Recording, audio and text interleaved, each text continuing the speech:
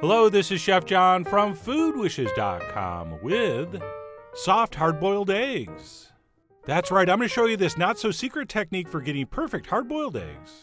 And by hard, we mean not too hard, which unfortunately is how many people make them.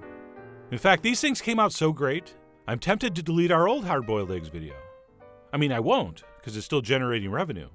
But the point is I really should, as this new method works amazingly well. So let's go ahead and get started by dumping a little bit of water into a saucepan. And we do mean a little. Okay, this is a 3-quart saucepan, and we're only adding like 1.25 cups of water. Or basically until the water is pinky nail deep. And then once that's set, we'll head over to the stove and place that over high heat, because we want to bring this up to a boil. And the reason we're using so little water is because we're not going to boil these eggs, we're going to steam them. Since steam is hotter and cooks much more efficiently than water. And sure, I could bore you by explaining all the science behind this, once I learned it myself. But who cares? This works every time, and successful results are the best kind of science. And then what we want to do as soon as that water starts to boil is very carefully place in our 6 eggs. And we really do want to be gentle putting these in, because if you cause even a little hairline crack in that shell, it's going to kind of explode as it steams. Not violently explode, but it will kind of rupture open and not be usable. So we will place these in very carefully, and then as soon as our eggs are in the pan, we're going to do 3 things very quickly.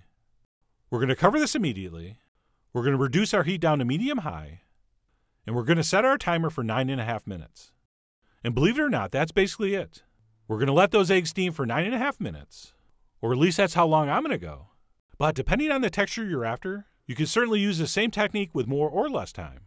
I mean, you are the Don Draper of cooking with water vapor. So that really depends on the texture you're going for, and we'll touch on that later, as well as discuss it in the blog post. And then what we'll do as soon as that timer rings, we will remove the eggs from the heat and immediately head to the sink where we're going to hit these with cold water to stop the cooking process, which by the way is much easier with the lid off. There we go. So we'll blast those with cold water and then kind of pour it off and then refill it with more cold water. And like I said, we're doing this to immediately stop the cooking process. Plus, we want to cool these down before we use them anyway. And that is pretty much it. As soon as these eggs cool down, we can peel them and use them, or obviously refrigerate them until we need them. And speaking of peeling, here's one trick I really like. After this first addition of cold water, what I'll do is pour a little bit off, and then take those eggs and kind of crack the shell against the side of the pan. Not too much, just crack the shell here and there. And then I'll fill that back up with cold water, and just let them sit like that while they continue to cool down. And what happens is that water gets between the shell and the egg, and once these are fully chilled, you'll see they're extremely easy to peel. So that is optional, and I find these steamed eggs easy to peel regardless, but I do like that trick and I think it helps. But either way, like I said, once your eggs are chilled, we can pull them out of that water and use them immediately, or just refrigerate them until needed. But I'm going to grab one here and peel it so we can see what we got. And normally I would do this in the sink under a little running water, but it's a little harder to film, so I'm going to use this bowl to simulate. And as you can see, once you get it started, that shell is going to peel off so easily. I'm not kidding. These will almost peel themselves. And then once that's peeled, let's go ahead and dry that off and grab a knife so we can cut in to reveal what I call a soft hard-boiled egg. Check it out.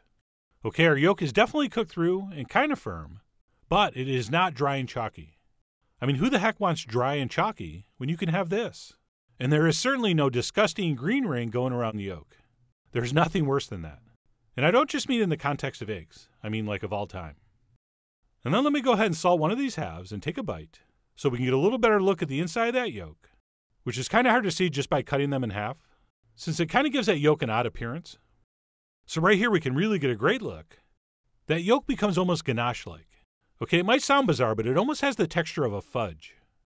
So anyway, using this method, that's what a 9.5-minute egg looks like. But please note, this technique works just as well for soft-boiled eggs. Check it out. This egg was steamed for 7 minutes, which as you can see has given us a perfect molten middle. So I do also use this technique when I want soft-boiled eggs. Of course, the only difference being you eat them immediately. But anyway, the point is this technique works no matter how hard or soft you want your yolk. And then before we wrap this up, let me show you one more trick. As I just mentioned, when you cut these in half with a knife, that blade can give the yolk kind of an odd appearance, which really shouldn't bother anyone. But if it does, here's what you can do. We can actually pop those yolks out and turn them over and serve it with that smooth, rounded side up, which one could argue does look better and possibly cooler. Plus, it kind of gives you the optical illusion that we have a full yolk in both halves.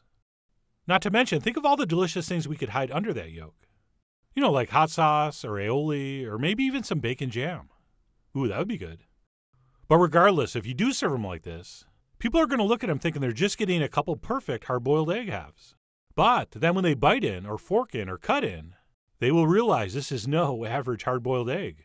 This is the far superior soft hard-boiled egg.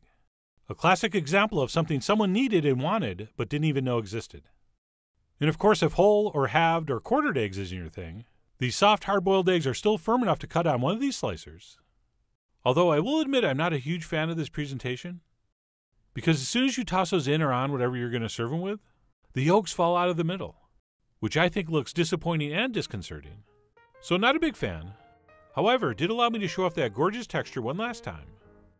But anyway, that's it, how to do soft hard-boiled eggs. Whether you're going to use these whole, or use them for deviled eggs, or for salads, like the Cobb, or our recently published Shrimp Louis, I really do hope you give this easy and effective technique a try soon. So head over to foodwishes.com for all the ingredient amounts and more info as usual. And as always, enjoy.